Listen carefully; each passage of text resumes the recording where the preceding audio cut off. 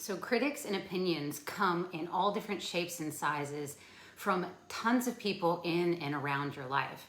And while sometimes the advice that they're offering masked in criticism may have some valid points, it's really important that you consider a few things before accepting any criticism and letting it impact your action. Welcome to Momentum Live. I'm Brooke Scott. So a couple of things here. As human beings, we are hardwired to overvalue negative information. It's probably attributed to early human behavior where negative, information in your environment was a survival mechanism.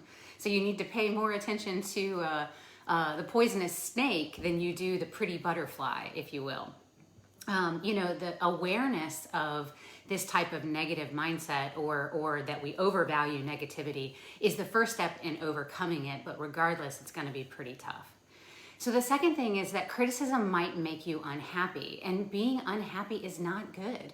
Research shows that when you are unhappy, you perform worse at work, your health is worse, and people like you less. I mean, it kind of makes sense.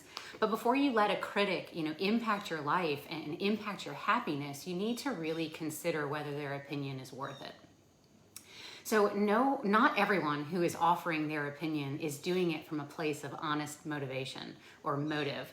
What you have to consider is, are they trying to make a comment in an effort to truly help you, or is there something else at play here? Another thing here is asking yourself, do you respect the person that's giving you this criticism? Because if you receive objective, thoughtful criticism from someone who you respect, then you probably want to pay attention to that. But if you don't respect that person, why are you listening anyway? And last but not least, criticism may be something that can deter momentum, because the fear of criticism will actually stop us in our actions. And what's not also a benefit, or not a benefit, goodness gracious, but a negative to this is if we begin to start to believe this stuff about us, because our beliefs about ourselves are incredibly important in guiding us to the action that we're going to take. I want to say, be careful to accepting any type of criticism from someone who isn't playing the game with you.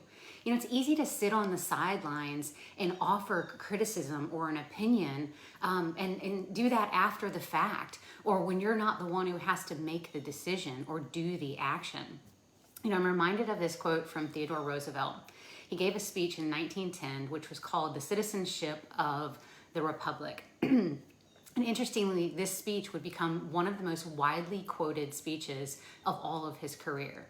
And as you think about critics and you think about who you should pay attention to, the summary that he has in this epic speech has obviously lived on. So I encourage you to heed this advice. And here is his epic quote. "It's not the critic who counts, not the man who points out how the strong man stumbles, or where the doer of deeds could have done them better.